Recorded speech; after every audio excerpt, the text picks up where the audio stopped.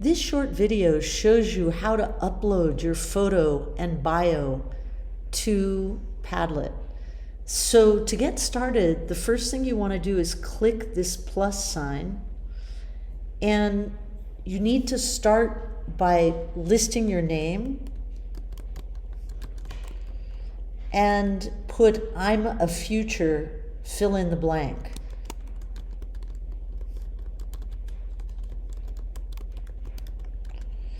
Okay, and then you want to write something.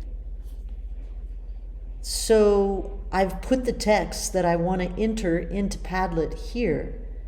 Lastly, what I want to do is upload a photo.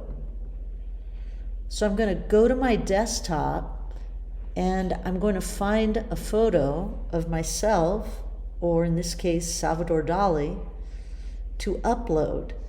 Once I'm done, I'm going to go publish.